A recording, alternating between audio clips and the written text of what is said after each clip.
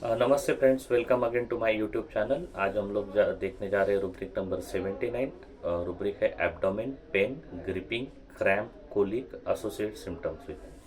तो आप इस टाइप ऑफ पेन को आसानी से समझना है तो ऐसे समझ लीजिए, पेशेंट को मरोड़ है, पेट में दर्द है, बहुत सारा दर्द है।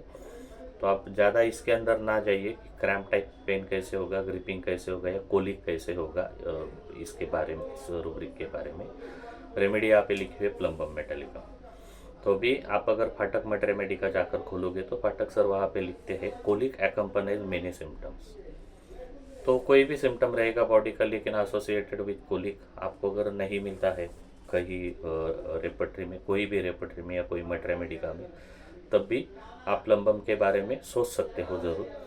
क्योंकि बहुत सारी कंप्लेंट के साथ में, चाहे फिर वो मान लो कि आपके पास में हेयर लॉस का केस आए, मटर मेडिका में नहीं लिखा होगा, हेयर लॉस का केस आया आपके पास और एब्डोमिनल पेन उसको होता है, हेयर लॉस 1 साल से चल रहा है, साथ में 1 साल से उसका एब्डोमिनल पेन भी ऑन एंड ऑफ होते रहता है, और मान लो कि डायग्नोसिस कुछ हुआ नहीं केस का कि किस वजह से हो रहा है, तो ऐसी केस में भी आप ये रेमेडी के बारे में सोच सकते हो। कोलिक के साथ आपका ऐसे कोई लक्षण दिखेंगे जिसका जिक्र आपको मटर मेडिका में ना मिले, जैसे मैंने अभी बोल दिया आपको। इसका पेट दर्द अचानक होता है, उसके साथ में पैर में दर्द हाथ की उंगलियों में शिफ्ट हो जाता है। पेट दर्द में पेशेंट को ऐसा मालूम होता है जैसे मानो पेट के अंदर पेट के अंदर की ओर से धस के रीढ़ से मिल गया हो। मतलब होता क्या है, जैसे मैं आसानी से समझाता हूँ, थोड़ा आसान करके। पेट का जो बाहरी हिस्सा होता है ना, वो अंदर की तरफ पेशेंट को ये फीलिंग होता है कि पेट जो अंदर से है तो अंदर से कोई खींच रहा है पीछे की तरफ, towards the spine, spinal column की तरफ खिंचाव आ रहा है। तो इस टाइप का कॉन्ट्रैक्टिव पेन पेशेंट को एब्डोमेन के अंदर लगेगा, और वो ये भी बोल सकता है आपको कि वो खिंचाव की वजह से ऐसा लग रहा है डॉक्टर साहब कि मेरा पेट जो है मान लो रीढ़ की हड्डी के साथ मिल गया हो। तो जो नॉर्मली हम लोगों को स्पाइन और एब्डोमेन के बीच में जो अंतर दिखता है, तो अंतर मिसिंग होता है। ऐसी केसेस में ऐसा उनको सेंसेशन आता है। पेशेंट को इस वजह से दर्द बहुत होगा। ये केस में पेशेंट ना शरीर लंबा करके फैलता है। मतलब प्लम्बम आपको जब भी देना रहेगा तो एग्जामिनेशन टेबल पे जब लेटेगा ना, तो he occupies the whole of the examination table with his limbs. पैर ऐसे उसके दूर रहेंगे, हाथ भी उसके दूर रहेंगे, शरीर इस तरह से शरीर ऐसा दूर रहेगा। इस तरीके से पेशेंट आपको लेटा हुआ दिखेगा। पेट दर्द पैरों की तरफ जाए तो उसमें क्रैम्प आता है, जिसको हम लोग ऐठन भी बोलते हैं हिंदी में। सर की तरफ अगर पेट दर्द जाएगा तो पेशेंट को बेहोशी हो जाती है। इस रेमेडी के कोलिक में आपको कॉन्स्टिपेशन बहुत बार मिलता है। वायोशूल, जिसको फ्लैचुलेंट कोलिक हम लोग बोलते हैं, तो उसके साथ में फीकल वोमिटिंग होती है।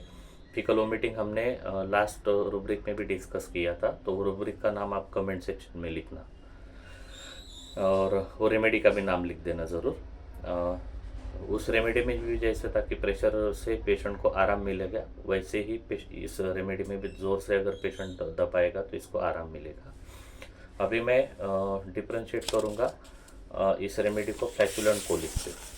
तो फ्लैचुलेंट कोलिक में क्या होता है कि जैसे अभी पहली रेमेडी है कोलोसिन, तो कोलोसिन में भी हार्ड प्रेशर से एमेलियरेशन पेशेंट को मिलता है, लेकिन कोलोसिन का पेशेंट सामने की ओर झुका हुआ रहेगा, और उसके जो पैर है तो पैर को सिकोड़ लेगा, टांगों को पेट की तरफ सिकोड़ लेगा। वोमिटिंग प्लम्बम के अंदर थी फीकल वोमिटिंग, कोलोसिन के अंदर रहेगा पित्त या बाइल का वोमिटिंग, और कॉन्स्टिपेशन आपको रेयरली मिलेगा जो प्लम्बम में कॉमनली होता है। ये दोनों रेमेडी डिफ्रेंशिएट होगी। सेकेंड रेमेडी हम लोग डिफ्रेंशिएट करेंगे डायोस्कोरिया। तो डायोस्कोरिया में कोलोसिन के अपोजिट मॉडलिटी आपको मिल जाएगी। उसके अलावा जान से दर्द शुरू होगा, पेट के नीचे के हिस्से में फैलेगा, तो थाइस की तरफ से स्टार्ट हो रहा है और अप टू अम्बिलिकस जा रहा है दर्द।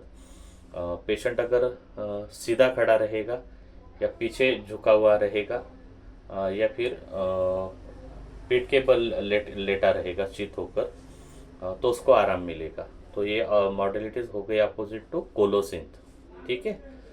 अभी मैकफॉस के अंदर भी प्रेशर से आराम मिलता है। मैकफॉस का पेशेंट भी आगे झुककर टांगों को सिकोड़ कर रखेगा, लेकिन मैकफॉस और कोलोसिंथ में एक फ़र्क है कि कोलोसिंथ का पेशेंट वार्मथ या हीट से एमेलेरेशन नहीं होगा, लेकिन मैकफॉस में आपको वार्मथ या को मतलब ओढ़ने से मान लो, सेकने से मान लो, उससे मैकफॉस के पेशेंट में आराम होता है। तो मुझे लगता है कि मैंने तीनों रेमेडीज़ को अच्छे से डिफ्रेंशिएट किया है। अगर आपको इस चैनल का कंटेंट सही लगता है तो please do like, subscribe, share and comment. मिलते हैं नेक्स्ट वीडियो में, तब तक के लिए bye bye friends, thank you all.